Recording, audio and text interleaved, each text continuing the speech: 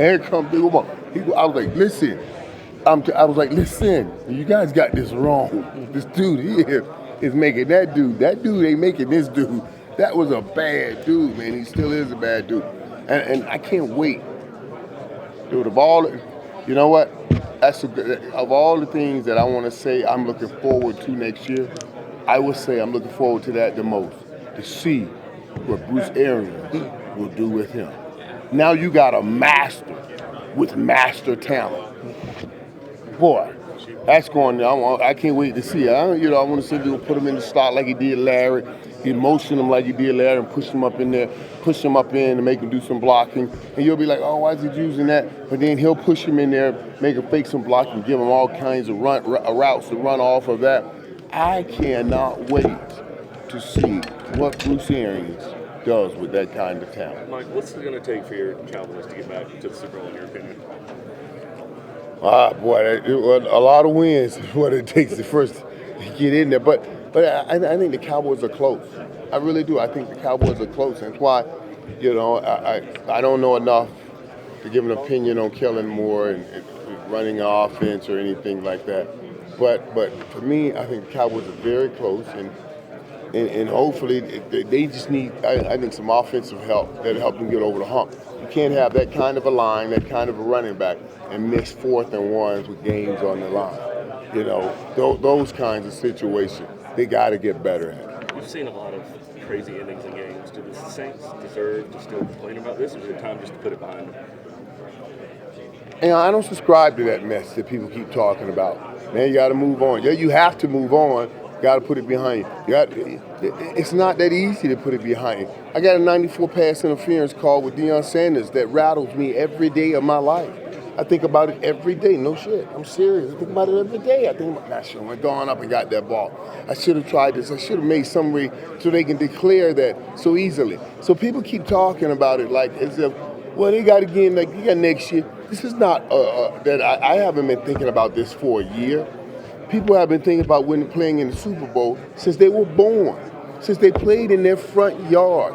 You took something from them, and I always tell people, no one play doesn't win or lose a game, and it doesn't usually, but that one did. That one did. It doesn't usually because you can go in and say, well, this could have happened, could have done that, maybe that should have happened, you could have done this, could have. It's all fine and dandy. That play did. And I'm not trying to forget it. If I'm the Saints, I'm trying to hold on to it. And I want to use the anger for it, or the anger of it and the pain of it next year as a tailwind. Not a headwind, but as a tailwind, and push me back into that game. Even if I win the Super Bowl the following year, I'm still not going to forget it. It was that bad of a call and that horrific of a moment. Michael, you were an exciting player. Talk about the excitement of Patrick Mahomes being the young quarterback he is. Talk about Patrick Mahomes, what? And the excitement he brings to the game. Oh man, it's incredible. It's incredible. I dogged it. I said when evolution hits full term, it births revolution. That's what it births. When evolution hits full term, it births revolution. We watched Larry Bird shoot that three, and he shot great. And then Reggie Miller, they came out and they were shooting it quicker. And now Steph Curry, I don't even know if the damn ball touches his hand. He is evolution at full term. He's revolutionized the game. See, and the same thing has gone in the quarterback space. We had quarterbacks that stayed still and just got rid of the ball. Now we go from that to the Aaron Rodgers. We're moving around, getting rid of the ball. And now we're coming to Patrick Mahomes. The guy's moving around, standing still, ain't even looking at his receiver and throwing the ball. It's phenomenal when you think about that process that he had gone through.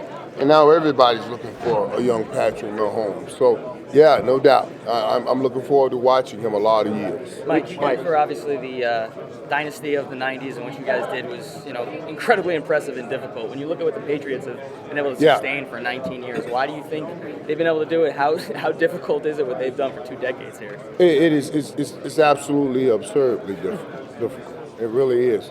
And as I said to them, to have so many moving parts in all the times. It's not like you got players that have been there for 15 years doing the same thing. They're bringing in more people teaching those people, this is our way, this is how we do it. And those guys are latching on and taking off in Bill Belichick's system. He's an incredible coach. Where do you rank it in football history and then outside in all sports with the Lakers I, and the Bulls? I rank it up there with everybody. I don't know that anybody in the football's different than all sports. It's more difficult. Yeah. It's more difficult. There's no individual isolated success. You can't say, well, we found this one guy and he'll make us win. You can do that in basketball. You can get you the right guy, baseball, and one guy. But football, it's too difficult. That's why I said Bill Belichick's the greatest coach. Period. Mike, what kind of guy are the Raiders getting in Mike Mayock? I love Mike. Great knowledge, great understanding of the guys that he's scouting and looking at, and that's a great gift for them. As Mike and I have always talked, when you're in that position, the GM position, it's more than just getting the guys that can run fast, jump high, and throw far. You got to make sure you're meshing right personalities together, the right kind of people together, the kind of people that'll bond in a way that they'll unionize and say nobody's going to beat us. You have to sprinkle in different people from different backgrounds and different places all together and mix that up right. It's not just about the physical assets. It's about the makeup, personality-wise, that you have to do. And I think that's where Mike will work hard to make sure he understands. How do you rate the wide receivers right now in the Super Bowl? Who do you look for? Who's going to make the best step in this Super Bowl? Brandon Cooks. You talking about? You said which one? Which one do you think is gonna make it better than the other ones? You might get MVP or receivers, Yeah. which I think. Listen, all of these guys. 'Cause it's going to be interesting to watch how this goes.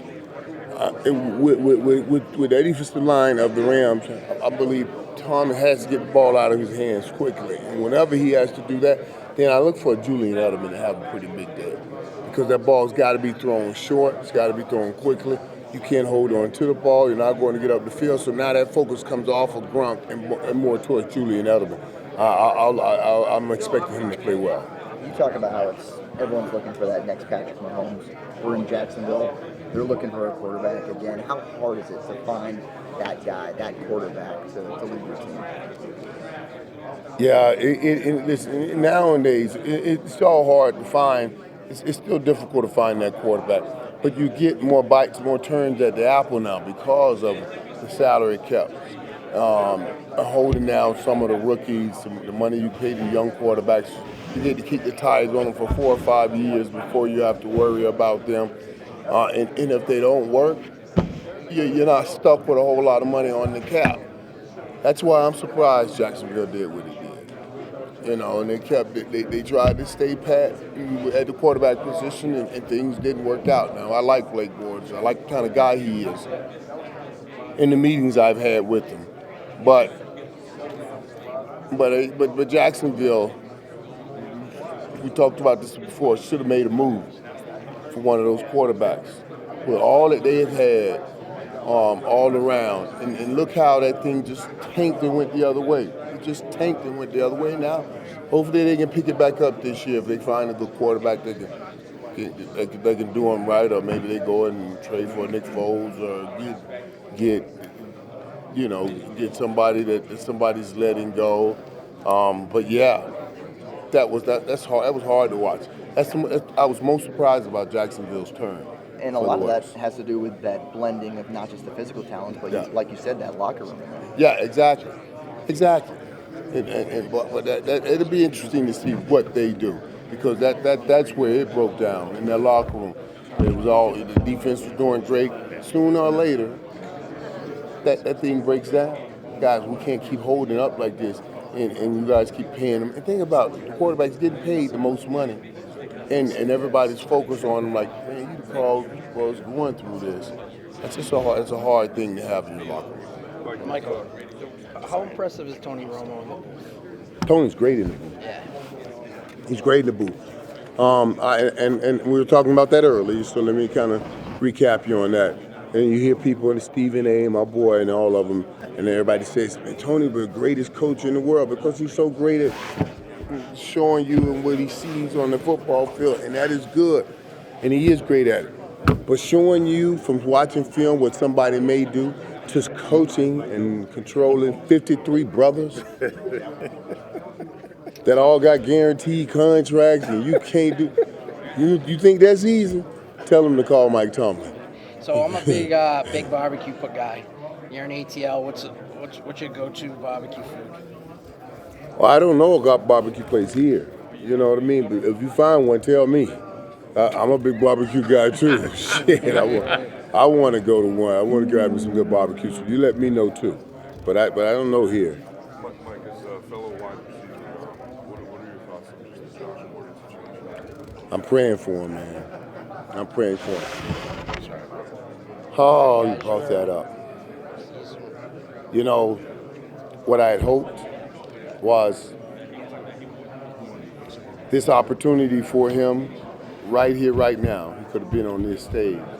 Would have been the strength that pulls him away from the stronghold that holds him back. You know, that's ultimately what I was hoping. You know, in Cleveland, you probably lose hope of ever going to the playoffs and having an opportunity to play in the Super Bowl. But you knew in New England you had a chance. And I was hoping that the lure of that would keep him and hold him and keep him away from the things that keep pulling him back. And now you almost got to worry with Patriots being him and him being that close, does this drive him deeper into a hole now? You know, so we got to pray for him on that, because I felt that, yeah. I'm glad you reminded me of that to make sure I pray for him for that. Mike, let's keep it.